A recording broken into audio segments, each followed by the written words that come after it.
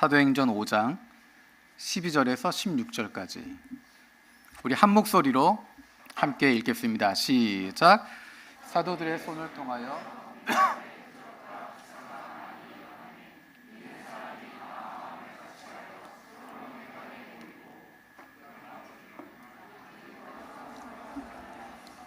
백성이 칭송하더라. 믿고 주께로 나아오는 자가 많으니 남녀의 큰 무리더라.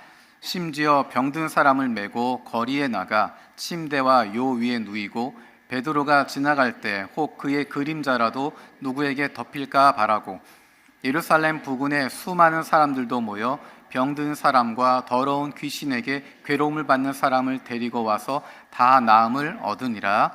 아멘. 우리가 성경을 읽다 보면 책 제목을 보면 주인공이 누구겠다 싶은 경우가 많이 있습니다. 여호수아 주인공이 누굴까요? 여호수아. 에스더 주인공이 누굴까요? 에스더. 에스라 주인공이 누굴까요? 에스라. 한 명만 더 하겠습니다. 느헤미야 주인공이 누굴까요? 느헤미야. 사도행전 주인공이 누굴까요? 안 써오시네. 우리가 사도행전을 보면 다른 책들은 그 책의 제목이 주인공을 보여주고 있습니다. 그런데 그것과 일치하지 않는 책이 두 권 있습니다. 사무엘 상하 주인공이 누굴까요? 다윗. 사무엘 상하라고 되어 있지만 사실 그 책의 주인공은 다윗입니다. 다윗이 하나님의 사랑받는 종이라고 하는 것, 하나님의 왕이라 하나님의 뜻에 따라 기름 부은 왕이라고 하는 것, 그것을 보여주는 것이 사무엘 상하의 내용입니다. 사무엘이 등장한 이유는 하나님의 사람, 하나님의 뜻을 알고 있는 사람, 하나님 뜻을 분별할 수 있는 사람, 이 사람은 온 이스라엘이 인정하는 하나님의 사람이다 라고 하는 것으로 사무엘이 등장하고 그 사람이 다윗에게 기름을 붓는 것입니다. 그러니까 다윗이 하나님이 기뻐하시는 하나님의 뜻에 맞는 기름 부음 받은 사람이다 라고 하는 것을 보여주는 인물이 사무엘입니다. 그 당시 사람들의 기준, 이방 나라의 기준, 그 당시 사람들이 생각했던 왕의 기준에 가장 걸맞는 사람은 바로 사울 왕이었습니다. 남들보다 키도 크고 용맹하고 싸울 줄 알고 여러 가지 면에서 이방에 있는 왕들과 다르지 않은, 우리를 대신해서 선봉에 서서 싸울 수 있는 용사, 그 사람이 바로 사울이었습니다. 하지만 하나님께서는 외모를 보지 않으시고 중심을 보시는 분이셔서 하나님의 뜻을 알고 하나님께 순종하는 사람, 하나님께서 맡겨주신 사람들을 돌볼 수 있는, 하나님을 대신해서 이스라엘을 통치하는 대리 통치자로서의 모델 다윗의 모습을 보여주기 위해서 사울 왕의 모습이 나타나고 있습니다. 사무엘 상하를 보면 그가 왕이 되기 이전에 얼마나 하나님을 사랑했는지를 볼 수 있고 얼마나 하나님을 소중히 여겼는지를 발견할 수 있습니다. 사실 사무엘 상을 읽어보면 다윗은 왕이 될 목표를 세우지 않습니다. 왕이 될 목표를 가지고 있지 않습니다. 하지만 하나님께서 그를 그렇게 인도해 가시고 마침내 그를 왕으로 세우시게 됩니다. 그래서 사무엘 상하 주인공은 다윗입니다. 책의 제목과 주인공이 일치하지 않은 또 하나의 책이 바로 사도행전입니다. 우리가 지금 읽고 있는 사도행전은 풀어서 쓰면 사도들의 행전이라는 것입니다. 그런데 우리가 지금 사도행전을 읽어가면서 또 앞으로 읽어가면서 발견하게 되는 것은 하나님께서 일하시는구나 라는 것입니다. 사도들은 주인공이 아니었습니다. 베드로와 요한이 나오게 되지만, 사도 바울이 나오지만 그들이 사도행전의 주인공이 아닙니다. 하나님께서 큰 계획을 가지고 계시고 사도들을 사용하고 계십니다. 좀 더 정확하게 표현하자면 사도들에게 하나님의 일에 동참할 수 있는 기회를 주시는 것입니다. 그들에게 하나님이 하시는 일들 가운데 참여할 수 있게 만들어 주십니다. 사도들이, 그리고 앞으로 등장하게 될 수많은 믿음의 사람들이 등장인물로 동참할 수 있는 기회를 주십니다. 근데 더 놀라운 것은 그로 말미암은 박수와 찬사를 그들에게 돌려주시는 것입니다. 잘했다 격려해 주시고 하나님이 모든 것을 다 만들어 주시고 준비하셨지만 거기에 동참한 사도들에게 하나님 모든 것을 다 예비해 두셨지만 거기에 동참한 믿음의 선배들에게, 그리스도인들에게 잘했다 칭찬해 주시고 격려해 주시고 찬사를 보내주십니다. 그런 기회를 주고 계십니다. 하나님께서 기회를 주셔서 그 일에 동참할 수 있다고 하는 것, 하나님이 하시는 그 큰 일 가운데 나를 불러주시고 나를 통해서 일하시고 내게 그런 기쁨을 누릴 수 있도록 하신다고 하는 것이 얼마나 크고 놀랍고 감사한지 모릅니다. 우리 오늘 본문 말씀 12절 말씀 우리 세 번역으로 한번 같이 읽겠습니다. 세 번역 12절 시작. 사도들의 백성 가운데서 일어났다. 그들은 모두 한 마음이 되어서 솔로몬 행각에 모이곤 하였다. 오늘 본문에 보면 많은 표징과 놀라운 일들이 백성 가운데서 일어났다라고 이야기합니다. 우리가 기억하고 있는 것, 베드로와 요한이 성전의 아름다운 문 앞에 앉아 있었던 날 때부터 걷지 못하던 사람, 그 사람을 일으켜 세우고 그가 성전 안에 들어가 하나님을 찬양했던 사건이 있습니다. 그것 때문에 많은 사람들이 모였고 거기서 설교하는 문제로 그들은 제사장들 앞에 붙잡혀 가기도 했습니다. 어려움을 당하기도 했습니다. 그런데 그것 말고도 수많은 표징과 놀라운 일들이 일어났다라는 것입니다. 생각지도 못했던 일들이 계속 일어나게 됩니다. 특별히 주목해야 될 단어가 표징이라고 하는 단어입니다. 표징. 이 표징이라고 하는 것은 단순한 기적을 이야기하는 것이 아닙니다. 수많은 기적들, 그것을 표징이라고 이야기하지 않습니다. 예수님께서 행하셨던 수많은 기적들이 있는데 요한복음에서는 그 가운데 7개를 선택해서 이것을 표징이다, 표적이다 라고 이야기합니다. 표징이라고 하는 것은, 표적이라고 하는 것은 그것으로 말미암아 무언가를 증명할 때 나타내는 것입니다. 어떤 결과를 이야기할 수 있을 때 무엇인가를 증명할 수 있는 기적을 표적 또는 표징이라고 이야기합니다. 요한복음에 등장한 7개의 표징들은 예수가 하나님이심을 증명하게 되는 것입니다. 그래서 요한복음을 읽는 사람들은 그 표적들을 통해서, 표징들을 통해서 예수가 그리스도시다, 예수가 나의 주, 나의 하나님이시다 라고 고백하게 되는 것입니다. 수많은 표징과 놀라운 일들이 일어났습니다. 그렇게 끝나는 것이 아니라 그 결과로 많은 사람들이 하나님께로 나아왔다라고 이야기합니다. 많은 표징들과 놀라운 일들이 백성 가운데서 일어나서 많은 사람들이 주님께로 나아왔다. 그런데 거기에 등장하는 중요한 표현이 한 가지가 있습니다. 12절 앞부분에 이렇게 이야기합니다. 사도들의 손을 거쳐서, 사도들의 손을 통해서 라고 이야기합니다. 하나님께서 놀라운 일을 행하셨는데, 표징을 행하셨는데, 많은 일들을 이루셔서 많은 사람들이 주님 앞으로 나오게 했는데 어떻게 이야기하냐면 사도들의 손을 거쳐서 라고 이야기합니다. 여러분들은 무언가 중요한 일을 맡길 때 누구에게 맡기십니까? 무엇인가 중요한 것이 누가 가지고 있느냐에 따라 그 결과는 완전히 달라질 수 있습니다. 예리한 칼이 강도의 손에 들려 있으면 사람을 죽이는 무기가 됩니다.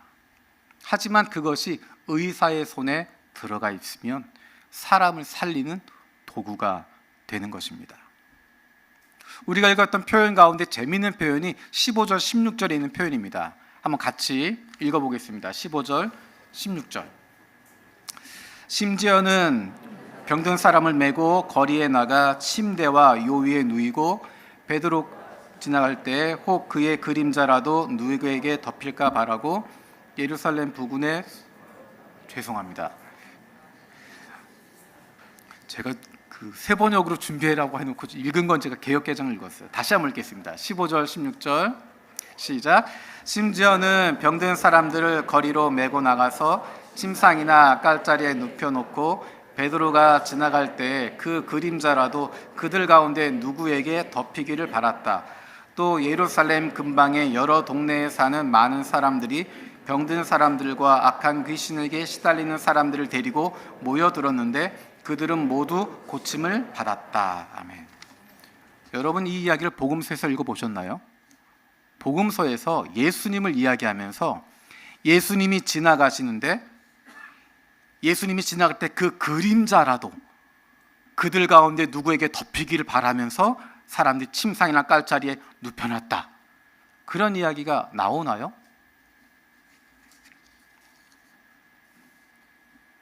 예수님께서 복음서에서 행하셨던 것보다 더 큰 일들을 사도들을 통해서 하고 계십니다. 예수님께서 제자들에게 약속하셨습니다. 내가 아버지께로 가면,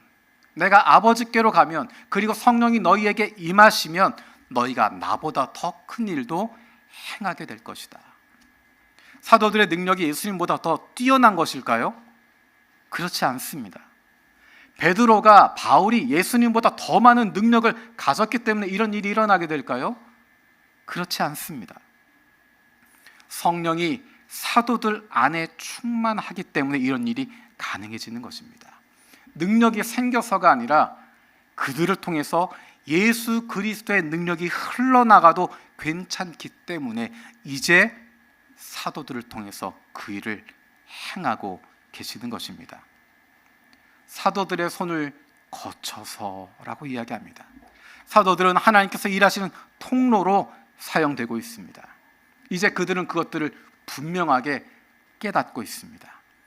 내가 이제 능력이 생겼구나, 그것이 아닙니다. 나에게 능력이 있어서가 아니라, 내가 힘이 있어서가 아니라 예수 그리스도의 이름에 능력이 있음을 고백하는 존재들로 바뀌게 됩니다.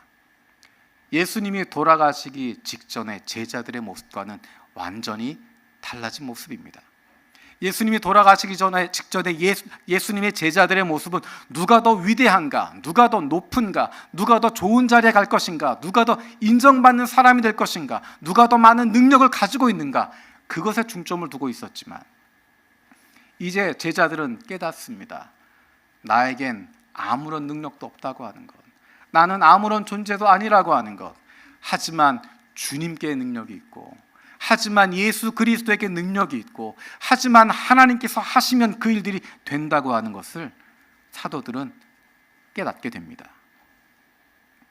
그런데 여러분, 기억해야 할 중요한 한 가지가, 사도들이 한순간에 모든 것이 다 달라진 존재들이 되었을까요? 지금 이야기했던 것처럼 예수님이 돌아가시기 직전에 사도들의 모습과 지금 사도행전에 나와 있는 사도들의 모습, 이 둘을 비교한다면 100% 새로운 모습으로 달라졌을까요? 100% 완전한 존재로 변화됐을까요? 조금 단순하게 이야기하면 100% 그들의 프로그램이 달라졌을까요? 새로운 모습으로 바뀌었을까요? 여전히 사도들에게는 부족한 모습들이 있고, 여전히 연약한 부분들도 있고, 여전히 모자란 부분들도 있습니다. 우리가 그것들을 앞으로 사도행전을 읽어가면서 발견하게 될 것입니다. 예를 들면, 사도들은 여전히 예수님의 말씀을 다 이해하지 못했습니다. 예수님은 모든 민족에게 복음이 선포되어지고 모두가 하나님께로 나온 그 사명을 주셨는데, 사도들의 생각은 유대인들에게 붙잡혀 있었습니다. 예루살렘 교회에만 머물러 있었습니다. 그리고 그들이 생각하는 것은 유대인이 되어야 예수 믿을 수 있고 구원받을 수 있다라고 생각합니다. 여전히 율법이 중요하고, 여전히 유대인이 되는 것이 중요하고, 여전히 예루살렘이 중요하고, 여전히 우리가 중요하다라고 생각하고 있습니다. 여전히 유대교에 대한 생각을 떠나지 못합니다. 여전히 유대교의 전통을 벗어나기 어려웠습니다. 하지만 성령이 이것을 조금씩 바꿔가고 있습니다. 우리가 성령 충만을 위해서 기도합니다. 성령 충만이 어떤 상태일까? 우리가 착각하는 것은 100% 성령 충만한 상태를 착각합니다.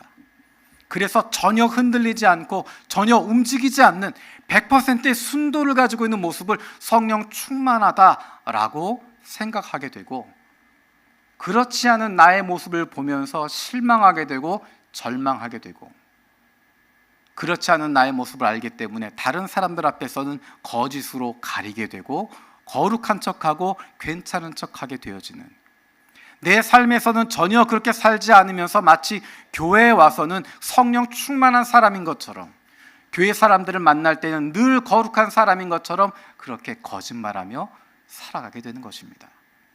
성령 충만이란 어떤 것일까? 제가 들었던 이야기 중에 가장 기억에 남는 이야기가 49대 51이라고 하는 것입니다. 우리가 생각하는 것은 100대 0을 생각합니다. 성령이 100 충만하고 내 뜻은 전혀 반영되지 않는, 내 뜻은 전혀 없는 상태, 그것을 꿈꿉니다. 하지만 정말 성령이 충만한 상태는 51대 49, 성령이 51, 내 뜻이 49가 되어질 때 우리의 마음은, 우리의 삶은 성령이 이끄시는 대로 기울게 되고 움직이게 됩니다. 하지만 51대 49로 성령에 충만했지만, 성령에 이끌렸지만, 나도 모르는 사이에 내 뜻이 51이 되어지면 성령에 이끌리는 것이 아니라 내 마음대로 주도하게 되고 내 뜻을 따라가게 됩니다. 이것을 극명하게 보여주는 인물이 바로 베드로입니다. 우리가 알고 있는 베드로의 이미지, 여러분 생각해 보십시오. 베드로에게 있어서 가장 뛰어났던 장면, 가장 훌륭했던 장면, 가장 위대했던 장면이 언제인가? 그것은 예수님을 향해서 신앙 고백하던 바로 그 순간입니다. 예수님을 향해서 고백합니다. 주는 그리스도시요 살아계신 하나님의 아들이십니다. 이 고백에 예수님께서 얼마나 기뻐하셨는지 모릅니다. 너무도 기뻐하시고 너무도 행복해하시고, 그리고 말씀하십니다. 너에게 이것을 알게 하는 것은 육정이 아니다, 육신의 능력이 아니다, 하나님께서 알게 하신 것이다. 성령으로 네가 이것을 깨닫게 된 것이다. 이만한 칭찬을 받을 때가 언제 있겠습니까? 그런데 우리가 알고 있는 것처럼 바로 이어지는 순간에 베드로가 예수님께 신앙을 고백하고 주는 그리스도시요 살아계신 하나님의 아들이십니다 라고 고백하고 그런 영적으로 가장 충만한 순간에 예수님이 말씀하십니다. 그래, 내가 메시아다. 그래서 내가 이제 죽어야 되겠다. 내가 십자가에 죽을 거다 라고 말씀하셨을 때 베드로가 뭐라고 이야기했는지 기억하십니까? 방금 전에 예수님을 향해서 주는 그리스도시요 살아계신 하나님의 아들이십니다 라고 고백했는데 바로 다음 순간에 뭐라고 이야기하냐면 그러시면 안 됩니다. 성경에는 예수님을 꾸짖었다라고 이야기합니다. 누가? 베드로가 예수님을 꾸짖으면서 이야기합니다. 예수님, 그러시면 안 됩니다. 조금 전만 하더라도 예수님에 대한 그런 뛰어난 위대한 신앙 고백하고 있었던 성령 충만한 순간이었는데 바로 그 다음 순간에는 예수님을 꾸짖는 이야기를 하고 예수님께서 그에게 이야기하십니다. 사탄아, 내 뒤로 물러가라. 극명한 대조를 보입니다. 위대한 신앙의 고백을 하고 예수님으로부터 그 큰 칭찬을 받았던 순간에서 한순간에 사탄아, 내 뒤로 물러가라 라고 이야기할 정도로 야단 맞는 장면으로 급전직하하게 됩니다. 그 모습이 바로 성령이 51대 49로 충만했던 모습과 내 뜻이 49대 51로 충만하게 되어질 때 비교되는 모습을 분명하게 보여주는 것입니다.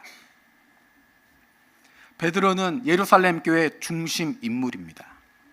우리가 앞으로 읽겠지만 이방인들도 하나님이 사랑하시는구나, 하나님이 성령을 그들에게도 부어주시는구나, 그들도 예수 그리스도를 영접함으로 구원받는구나 하는 것을 고넬료의 모습을 통해서 목격하게 됩니다. 그 자리에 베드로가 있고 베드로가 말씀을 선포할 때 성령이 그 가운데 임하시는 것을 보면서 베드로는 충격을 받습니다. 아, 하나님께서 이방인들도 사랑하시는구나, 그들에게도 복음이 필요하구나, 그들도 예수 그리스도로 말미암아 구원을 얻고 생명을 얻게 되는구나. 곧 이어서 예루살렘 총회가 열리게 됐습니다. 바울과 바나바가 참석해서 중요한 이야기를 나누게 됩니다. 이방인들이 어떻게 구원받을 수 있을까? 예루살렘 교회에 있었던 많은 사람들은, 특히 바리새파 전통을 가지고 있었던 사람들은 율법을 강조합니다. 예수 믿고 구원받으려면 율법을 지켜야 된다. 유대인이 되어야 한다.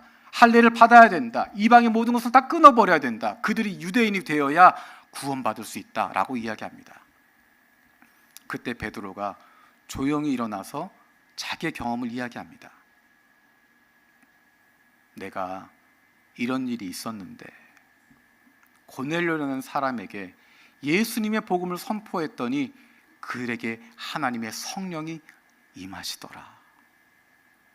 우리는 잘 모르지만 하나님의 뜻이 있으신 것 같다. 이방인들도 구원받는 거다. 율법을 지켜서가 아니라 예수를 믿기 때문에 예수 그리스도를 영접하게 되면 그들도 구원받는 것이다. 그래서 예루살렘 총회는 극적인 모습으로 바뀌게 됩니다. 이방인들이 율법을 지키고 할례를 받고 유대인이 될 필요가 없다.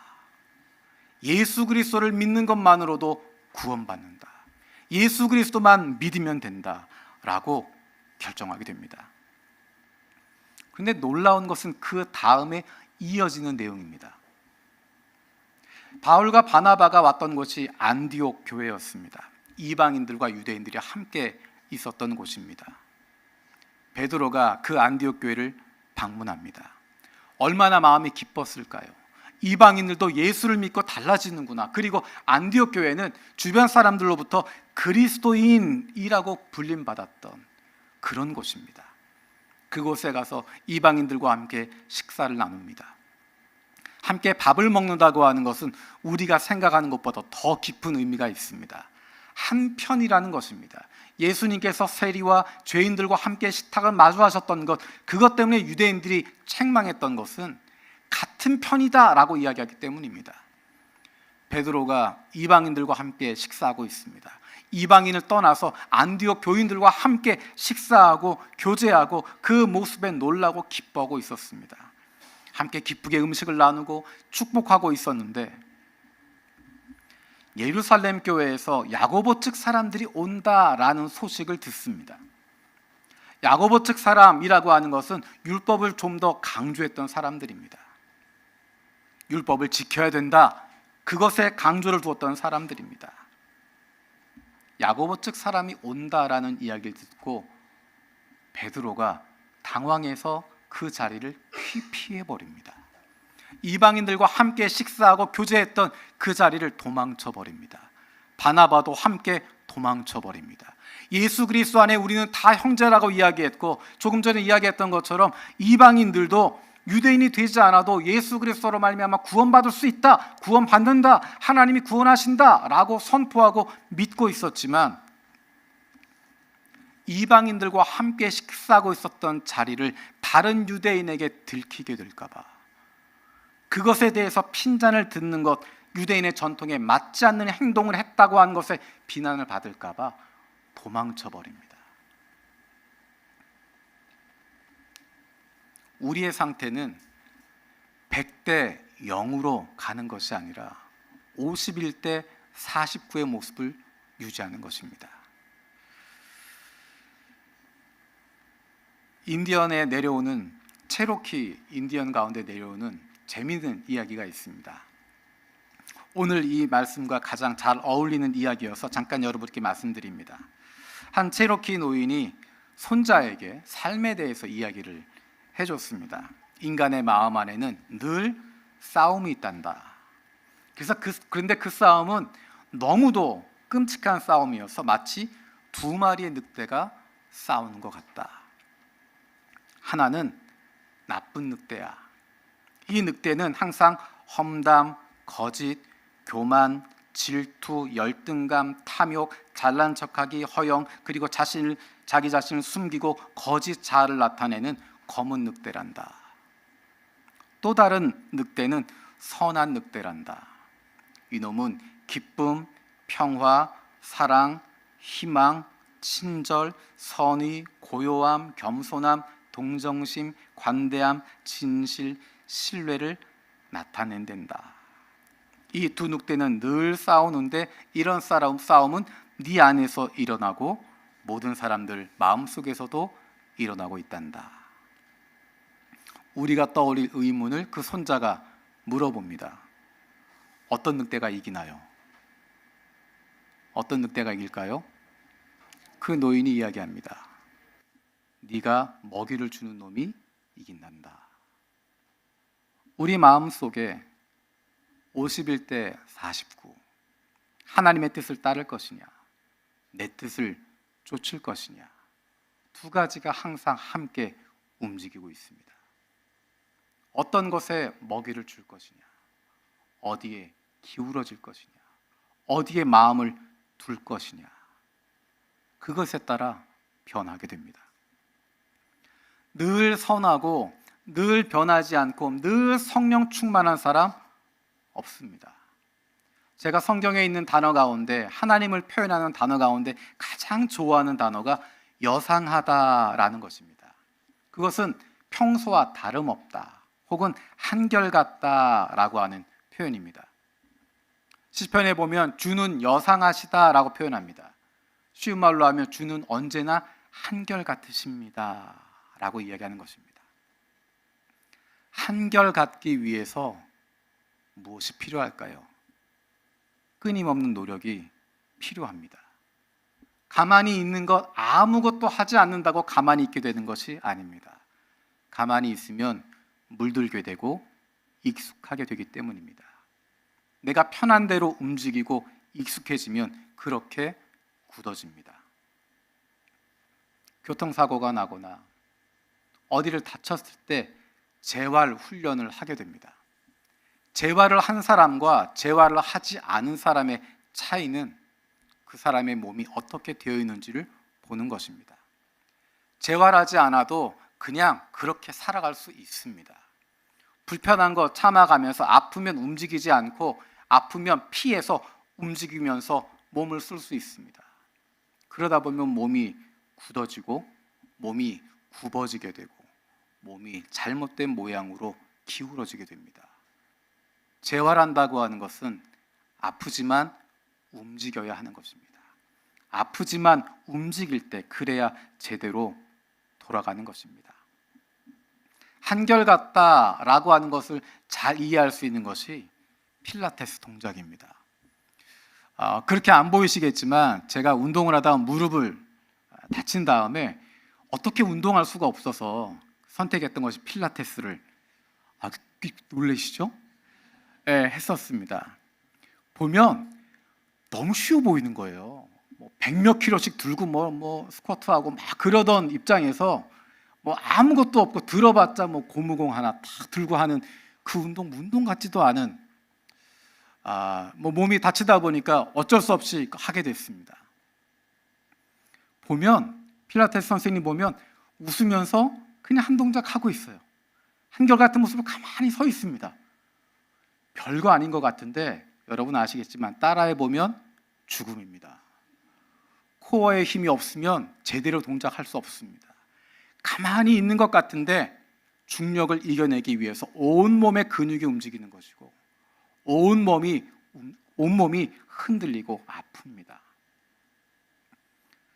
여상하기 위해서, 한결같기 위해서, 성령 충만하기 위해서 끊임없이 노력할 수밖에 없고 끊임없이 힘을 들일 수밖에 없습니다. 하나님의 일이 사도들의 손을 통해서 이루어졌다. 놀라운 것은 사도들이 자신들의 이름을 드러내지 않는다는 것입니다. 수많은 이단들이 있고 사이비들이 있고 잘못된 종교 집단들이 있습니다. 거기에 기적이 일어납니다. 아픈 사람이 낫기도 하고 놀라운 일들이 벌어지기도 합니다. 때로는 성경 말씀을 잘 풀어주기도 합니다. 성경을 사용하면서 그 메시지를 선포하기도 합니다.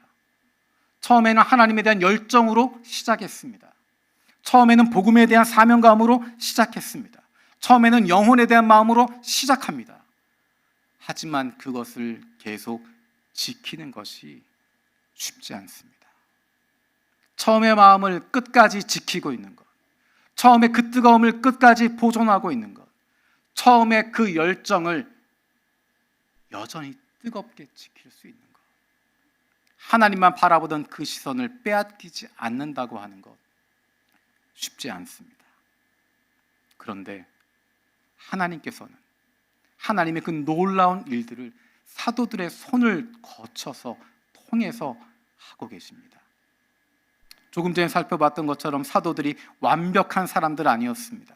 완전한 사람들 아니었습니다. 여전히 부족한 사람들이었고 조금만 문제가 생기면 흔들릴 수밖에 없는 사람들이었지만 여전히 51대 49의 상황을 가지고 있는 사람들이지만 하나님은 그들의 손을 통해서 하나님의 일을 하고 계십니다.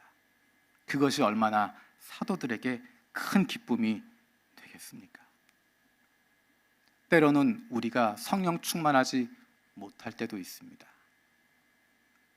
때로는 성령 충만할 때도 있습니다. 성령 충만하다고 하나님 말씀대로 살아간다고 교만할 필요도 없고, 내가 하나님 뜻 상관없이 내 마음대로 살아가는 것 같아서, 내 뜻대로 휘둘리는 것 같아서 절망할 필요도 없고, 내 마음을 어디에 두느냐. 내가 부족한 것 같지만 성령님 나를 도와주십시오. 나를 붙잡아 주십시오. 내 손을 깨끗게 해주시고 내 마음을 정결케 해주셔서 하나님이 마음껏 사용하실 수 있는, 하나님의 일에 동참할 수 있는 그런 말미암은 기쁨이 넘치게 되는 인생 되게 해주십시오. 기도할 수 있는 저와 여러분들, 우리 교회 되어주길 원합니다.